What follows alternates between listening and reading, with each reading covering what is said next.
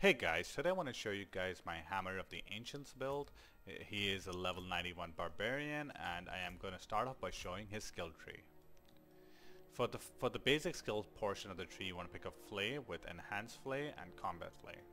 For the core skill portion of the tree, you want HoTA with Enhanced HoTA and Furious HoTA.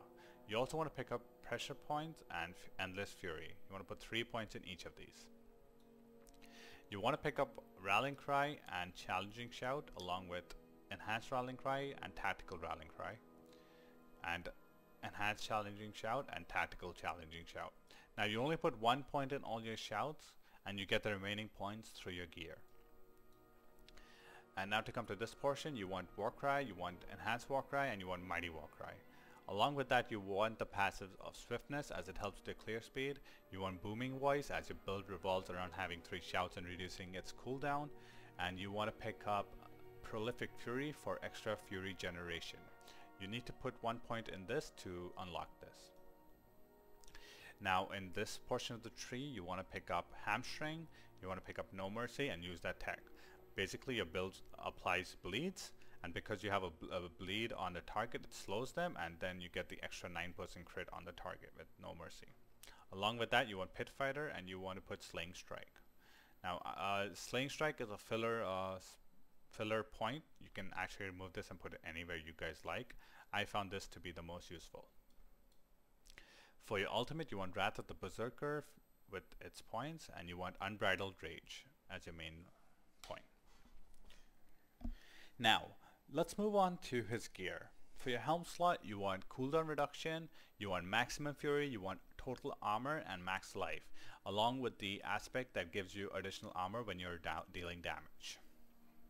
For your chest piece, you want the aspect that generates you fortify when you are at max fury. This build revolves around having your fortify up for dealing extra damage as well as a defensive layer. For your stats, I've got 2 stats that give me +4 ranks to my 2 of my shouts. I've picked total armor and fortify generation. You can have max life, you can have damage reduction, you can have damage reduction against close enemies. You can have damage, just pure damage if you feel like you're defensive enough. It's totally your choice. There are no ideal stats on a chest piece. You can make it defensive or you can make it offensive. The best stat I would say for a chest piece is plus ranks to Challenging Shout, plus ranks to Rallying Cry, and total armor. For your gloves, you want +4 ranks to Hammer of the Ancients, you want attack speed, crit, and strength. These are the best stats. You could possibly have better rolls though. Along with that, I have Imprint. When I'm berserking, I am also applying a bleeding effect as it helps proc my No Mercy and Hamstring technology. For your pants, you want pretty much total armor. Armor is OP in this game. I've picked up damage reduction while I'm fortified, +4 ranks to Warcry, so all my shouts are maxed out in ranks, and I picked up Berserking duration as it helps my Berserking uptime, so I have more damage, and it helps me keep my bleeds rolling for even more damage. Along with that, you want the basic skills grant damage reduction aspect on this, so when you flay, you get a damage reduction buff. For your boots, you want fury cost reduction and movement speed. Those are the mandatory stats. Anything else is optional. Strength is good, stats is good, berserking duration is good. You can go either way. Along with that, the aspect of my choice is critical strikes grant me movement speed, so when I hit something I can just move to another group quicker. This is a quality of life aspect. It is not mandatory. For your amulet, you want cooldown reduction, you want movement speed. Other than these two, I would say anything else is fine. Damage, strength, because your build has over 1000 strength, you get a lot of strength from that one affix. You can pick up plus points to some of your passives. You can pick up fury cost reduction. Amulets have so many affixes, it's hard to find the ideal amulet, but if I would have to choose, instead of damage and strength, I would have gone for fury cost reduction, and I would have gone plus points to some of my passives, maybe heavy handed, maybe No Mercy, something like that. With the aspect, I've taken the Edge Masters aspect on the amulet. For your rings, it's a typical barb tech ring slot. You want Bold Chieftain's aspect and you want Echoing Fury aspect, as because your having a lot of cooldown reduction and your build revolves around your shouts, you want to you pretty much want to supplement your shouts with these two aspects. For the stats, you pretty much want crit chance, crit damage, vulnerable damage, damage to slowed enemies, resource generation, damage to closed enemies. Any of these stats are good for your build. For your main weapon, which is your two-hand mace, which you're going to be using your core skill with, you want as high DPS as possible. Other than that, for any of the statistics and your main weapon, you want the core damage stats, which is vulnerable damage, damage to slowed enemies, core skill damage, strength, crit damage. Any of these stats are good on any of the statistics or your main weapon. As for the aspect, you want the HoTA aspect on your main weapon, as it pretty much gives you AoE on your build, and the build is like, there's like night and day difference when you have this and you don't have this. This is the best aspect for the build. You want limitless rage on your other two-hand weapon, so you get the increased effect because it's a two-hand weapon. It pretty much gives you extra core skill damage when you're at max fury. For one of my one-hand aspects, I have taken inner calm. It pretty much, while you're standing still, it increases the damage of your character. As for the other one I've taken of the expectant, steal of the expectant, it pretty much gives me, when I'm using flay, it increases my HoTA damage.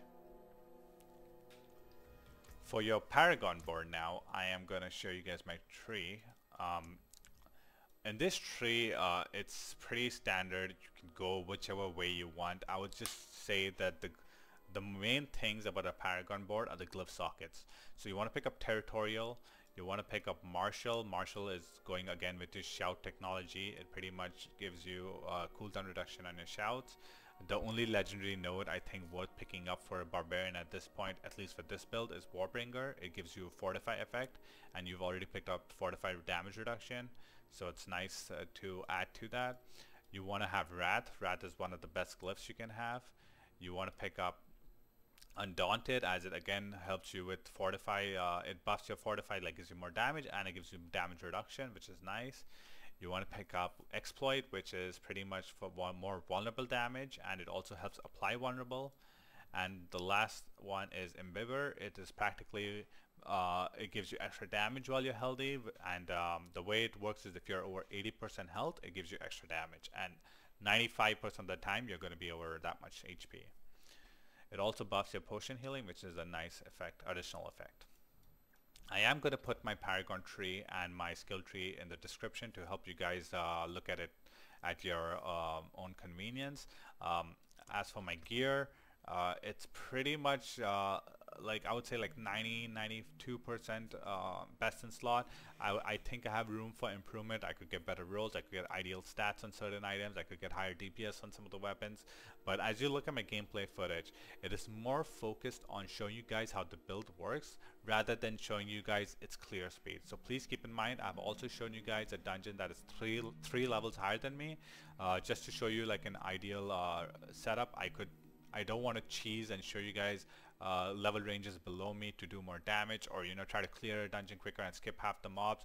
I feel like it's better to show you guys how the general gameplay is, and it's honestly more satisfying seeing it, to me at least. And anyways guys, I'm going to move on to the gameplay footage, but before that I do want to let you guys know that I am making more content, so please like and subscribe. And if you guys have any questions about anything, about my other builds or anything like that, please put it down in the comments below. If you guys have any pointers also, I'm always open for criticism. Thank you guys for watching, and I'll see you guys next time.